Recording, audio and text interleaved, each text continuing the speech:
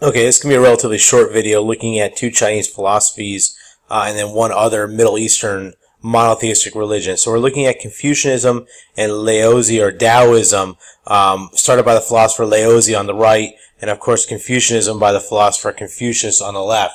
Now understand with both of these philosophies, neither one of them were written down at the time that these two men were alive.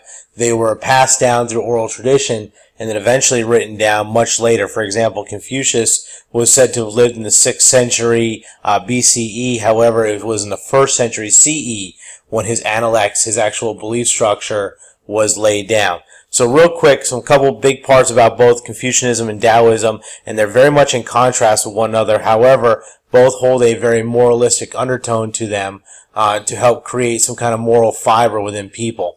Okay, so with Confucianism, a big part of it is what is called filial piety. Filial piety means being honoring and loyal and respectful of elders in your family, older people, especially older men.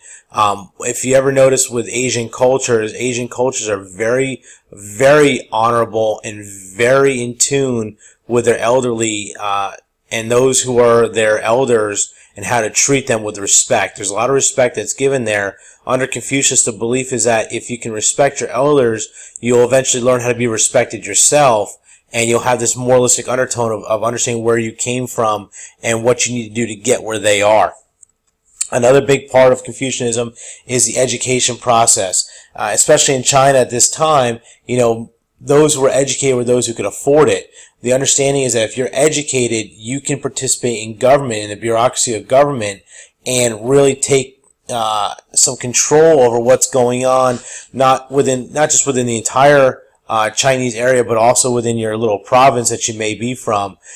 One thing you'll see with the Han Dynasty in particular that's going to become very big and powerful, very much like the Romans, is that they went to a Confucius moralistic policy and forced people to be educated to move up the ranks. If you look at our society today, that's kind of where we are. You need to be educated to be moving up the ranks and to find yourself in a good position where you can make a lot of money.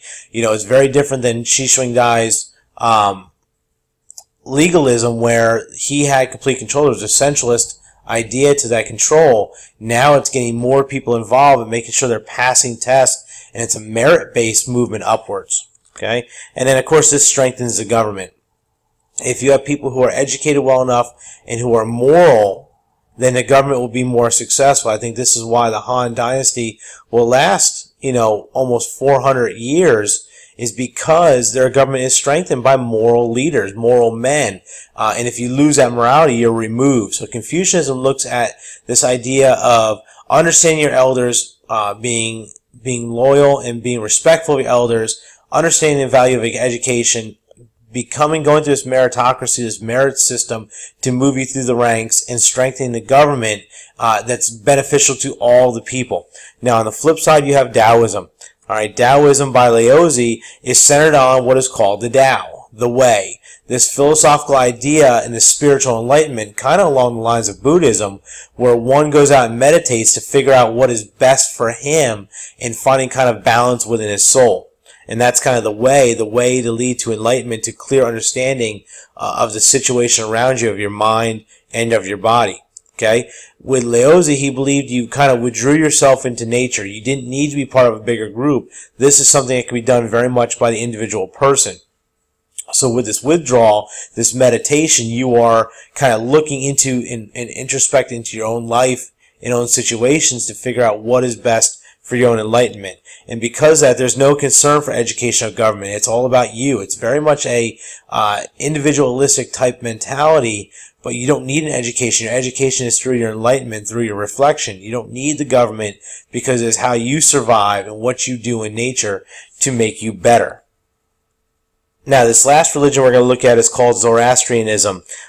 This is going to be the first of the monotheistic religions. I know we talked about Judaism leading to Christianity, and eventually that will lead towards Islam, but it has to stem from somewhere, and Zoroastrianism is kind of the first early monotheistic religion that's going to pop up. It's not well known because it doesn't spread like the other religions do. And Zoroastrianism is actually still around today, but in very, very small communities in the Middle East. Okay, so Zoroastrianism starts with its prophet Zarathustra, or Zoroaster, who's a Persian prophet.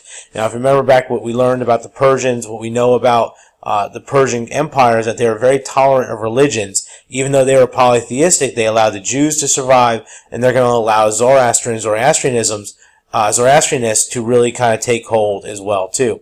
So there's Zoroaster again. If you look at this painting, it is very similar to what you would see out of a Christian painting or even a Jewish painting, where you have a holy man in white. This idea of cleanliness is this purity, and around his head you have the sun disk or the halo.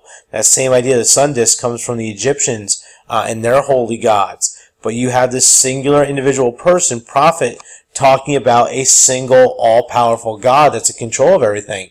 Very similar to Judaism, but here you have a prophet spreading the word, very much like St. John the Baptist in the precursor to leading up to Jesus Christ.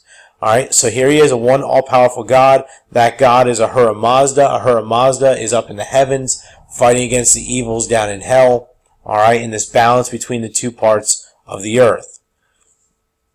Ahura Mazda, very much like the God of the New Testament, like God himself, is a source of truth, light, and goodness. So there's a lot of belief that Zoroastrianism and Christianity are tied very closely to one another, and that a lot of what Jesus Christ was promoting is what Zoroaster had kind of got started. However, the issue with Zoroaster and his religion of Zoroastrianism is it does not get past Persia. It stays in that Middle Eastern area around Iraq and Iran. It doesn't move around the world like Christianity will, and it doesn't get the disciples like Jesus will and to spread Christianity.